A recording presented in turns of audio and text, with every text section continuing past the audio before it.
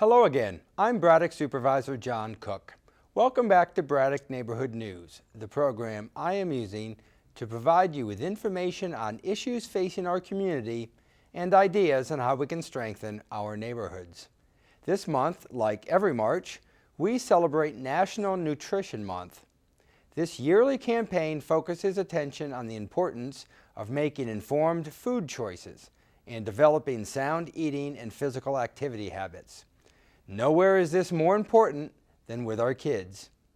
To help discuss the importance of a healthy lifestyle, I have invited to join me Mary Porter from Real Food for Kids and Julie Knight from Partnership for a Healthier Fairfax. Mary, Julie, thank you so much for being on the show. Really appreciate it. We're here to talk about good food, good nutrition, and all of that. But first, let's get a little background. Mary, Real Food for Kids, tell us what that is. We are a parent advocacy group here in Fairfax County who are working to improve the food in our public schools. We have been together for about 3 years and have been trying to work collaboratively with Food and Nutrition Services, have had a great deal of amount of support from the school board, and now the support of our superintendent. So we are looking forward to transition being made in what we're serving in our cafeterias, trying to move away from those heavily processed foods to more fresh whole foods that can really help academic success. As a parent of kids in school, I can tell you it's great to see you working on that, because some of the words that my kids would use to describe the food in school sometimes we won't say on the show. Not that they would say those words, but that's a great, it's funny, we teach our kids academically, and then we teach them in the classroom about nutrition, and then if we don't then take them in the cafeteria and give them good food, what's the message, right? Exactly. That's the message that we're trying to send, that both what we're modeling in the school helps them make informed choices when they go back home or when they're eating out with their friends, but also that we need to educate them and make that connection for them when they're going into the cafeteria, so that they're seeing the same thing that they're learning.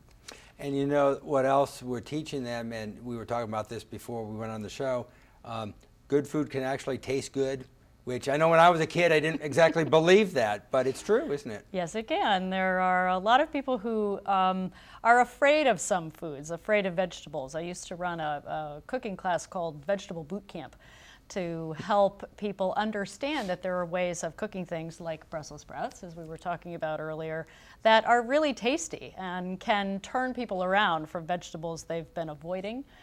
So there are lots of methods out there for cooking fresh foods and eating fresh foods that people have yet to discover. So. And I do avoid Brussels sprouts, but now that you've told me how to cook them, maybe that'll change. I hope so. Julie, the Partnership for a Healthier Fairfax, you've been involved in some time. Tell us a little bit about what you're doing. Absolutely, I'd be happy to. So the Partnership for a Healthier Fairfax has actually been around for a few years now. Its mission is to make Fairfax a healthier place for all who live, work, and play here, and for people to be able to have access to the services they need, support to improve their healthy lifestyles, and ultimately with the outcome of improving the health of the citizens that live in our community. So we started out through a thorough assessment process, getting range of types of input from members of the community, surveys, town meetings.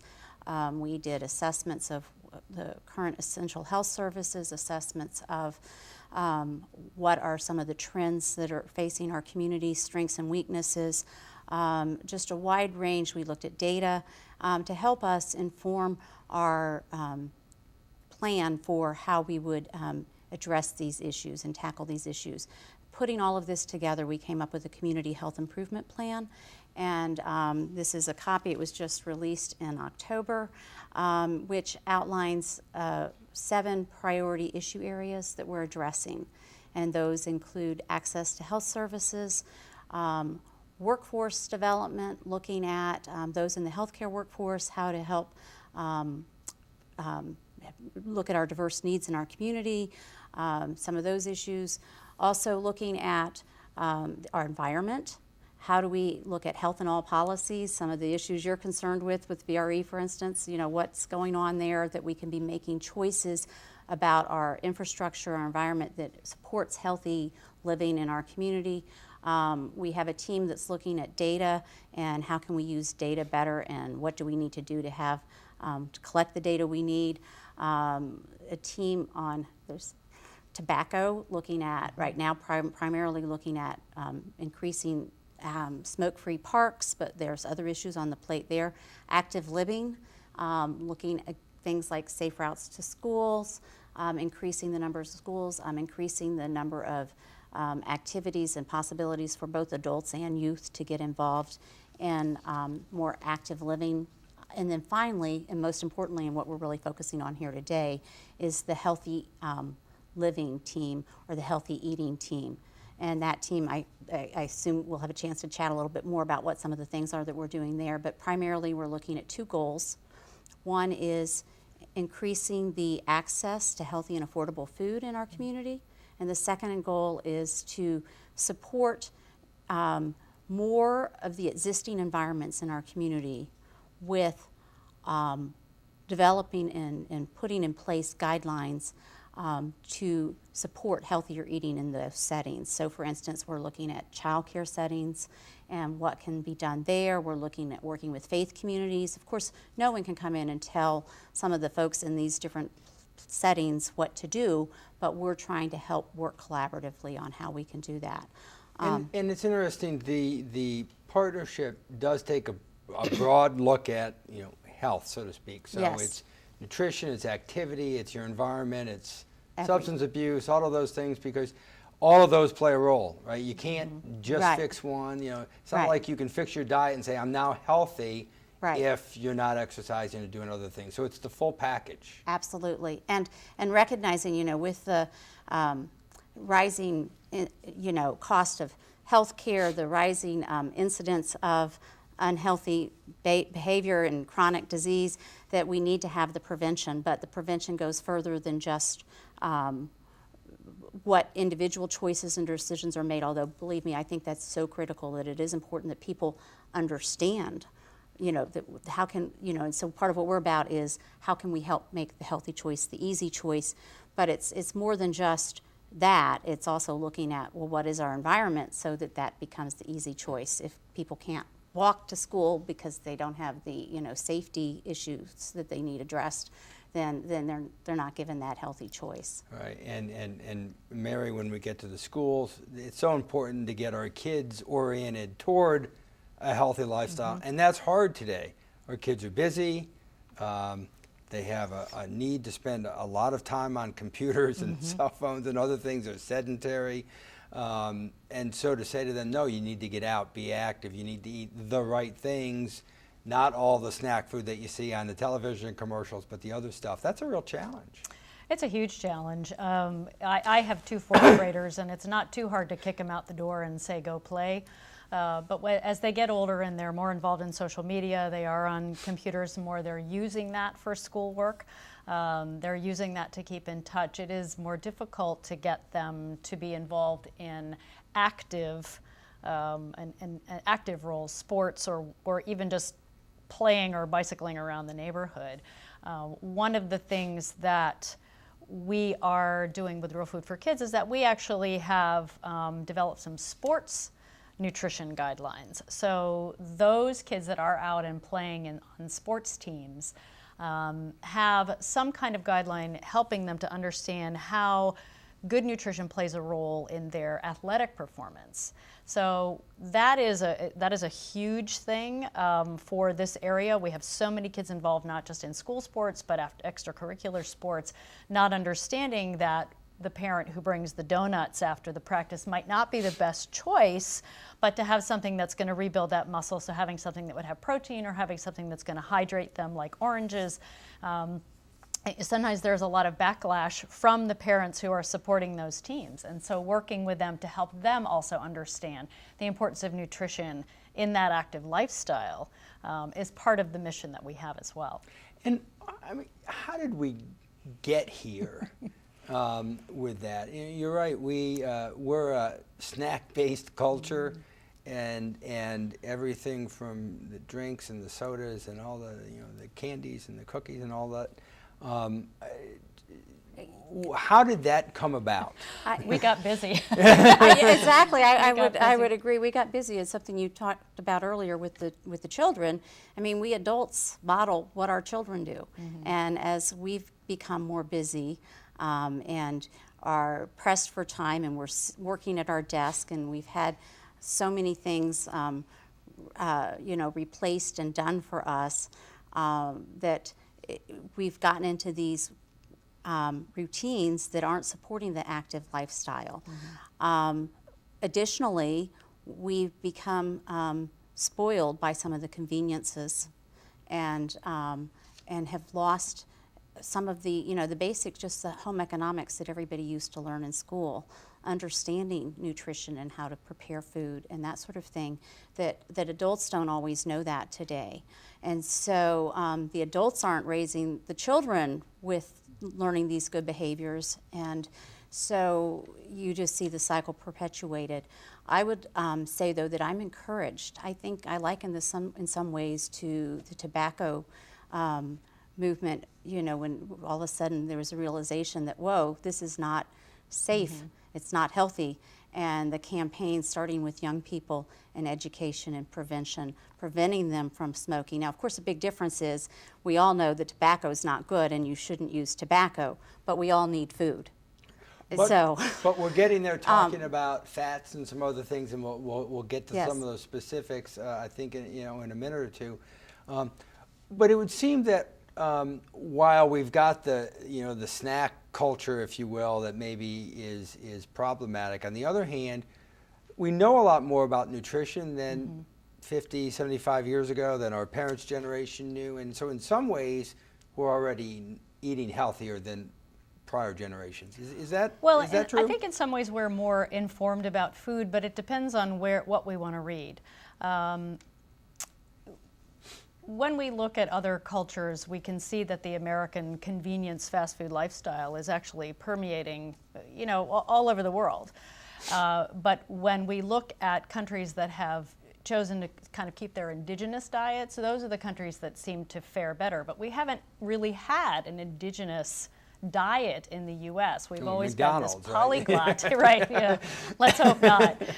But when we look back at what, as you were saying, what our parents and grandparents were eating, they were eating much more simple diets. Now, those foods might not have been the healthiest. They may not have been lean cuts of meat, but they were eating more fresh foods. They weren't eating a lot of packaged and prepared foods that had additives and preservatives in there. So I always love the example that Michael Pollan uses is, imagine your great-grandmother opening up a box of Go-Gurts and wondering just what that was. I mean, it's a completely, not completely, but somewhat completely artificial food. It's not real yogurt. So helping families understand that they can still have that convenience and be eating real foods, it's just a matter of how they use their time and prioritize their time. That's work that I do, and I enjoy that because it helps people understand that, yes, I can still go buy all of these fresh foods, I just need to set aside this amount of time to do this kind of preparation, but then it's all ready to go. I don't have to default to the processed food, the convenience food, in order to feed my family. And that's part of it, the preservatives. I mean, it's an issue. And we'll talk about fats and some other stuff, but fresh versus preserved, big difference. Well, actually, though, I think we need to be really careful because we need to make sure we're looking at the science behind things, and we do need to look at what are we saying? And I think that there's a lot of buzzwords that get repeated, but without really being fully thought through. My family had processed foods with our dinner last night. We had frozen Brussels sprouts, which I roasted, and we had canned peaches and light syrup. And I think we eat healthily. I know we eat healthily, and that it's a matter, though, of also cost. I certainly usually don't serve raspberries in the winter, even though we probably could afford those. Not all families can, of course, but yet you look at seasonality, and you look at, again, learning how to budget, learning how to purchase foods. I actually grew up years ago and did learn how to can and preserve foods, and did do that. And I take advantage of those, convenience foods. I don't do it myself today, but of those foods that are, offered in the grocery. And preservatives do play a role and giving us giving us safe food, and helping sometimes additives in foods with looking at taste, looking at preserving the safety that needs to be done. So in many ways, our country is very, very fortunate when we look at comparing to other nations around the world. And we talk about one of the points I think that we saw in advanced quality of diet. We do have very good choices available. Well, and It's that's the habits right. that maybe I think we don't always have the best habits. The big advantage of preservatives is that we can have fresh foods only available in season in many ways. So we can have fruits and vegetables all year long that if we didn't have preservatives, we couldn't have it all. So, right, it's that balance of the right types of things Right. that we preserve and bring. So we can have fresh fruit even in the winter. Well, Right. it's obviously not grown around here, but we can ship it in. And what Julie says is true. There are ways of preserving foods that don't have to be done with chemical artificial additives. So we are looking at frozen Brussels sprouts. We're looking at frozen fruit. Those things are minimally processed. And those are the foods that obviously we want to steer people to, especially if they're eating something out of season like strawberries or raspberries that they may want to buy frozen.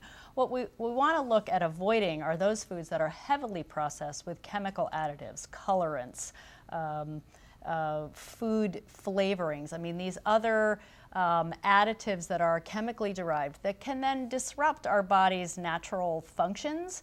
There are a lot of science that will talk about how food dyes have a negative effect, especially on children, in behavioral issues. So we want to make sure that we are buying foods, even if those are canned foods, if those are frozen foods that are minimally processed. You are right, they present a huge food quality and safety issue and are able to fit budget. And so we do want to look at those. We do want to look at those foods, but we don't want to be going for the lowest processed food, because that's going to have a negative effect on our health in the long run. And that's the balance. And certainly that's the key, is the balance. It's the balance. And looking at, again, purpose, and it's very difficult because there is so much information out there, as you pointed out earlier, and for folks to know all of that. I mean, but additives have been used in positive ways to address malnutrition issues in our country with, looking at nutrients being, fortification, things like that. So, there's a role that, some of these things play, but it's looking at the balance, and it's looking at, trying, again, education, trying to help people understand what's out there in the choices. And it's really, it does seem to be like it can be overwhelming, which is one of the great things about the Partnership for a Healthier Fairfax, is that we're an organization comprised of many, many players in the community. And so we've got, part of our, basically, when we started the partnership, we were looking at this model of really every single person is part of public health. So you are, as an elected official, some of the people in this room have a role to play in public health. The people here working at the Channel 16 who are in government agencies have a role in public health. Those representing nonprofits in the community, faith communities, businesses, other organizations, grassroots organizations, advocacy organizations such as Mary's, that is part of the Partnership for Healthier Fairfax, that really what we're all about is coming together, all together, and looking at, okay, well, what gaps are there in our community, and specifically with our healthy eating group, which is one of our 7 priority issues, saying, okay, well, what can we do in our community to help make this an easier choice for people to be able to get the access they need to the healthier foods, and then again to support those those groups, whether it's faith groups, businesses, the booster clubs after school, sports teams. And a lot of that is it's an education piece. We're not trying to be the food police. Right. We're trying to give information so people can make choices. I don't think anybody's saying that you can never eat X, but it's maybe X every day isn't the best choice if you have other information. And that's part of what the Community Health Improvement Plan. Yes. Julie, tell us a little bit about kind of what that means and how we're implementing that. Okay, thank you. And I know I kind of touched on it a little bit earlier, but that's that big that's document this beautiful with document. all the right. Yes, and so we, for each of the issues, we actually outline, a little background, an overview. And then there are goals that have been developed along with some objectives, some strategies. And so I'll just talk more specifically the healthy eating team. The 2 goals, like I mentioned earlier, how to improve access to nutritious and affordable foods in our community.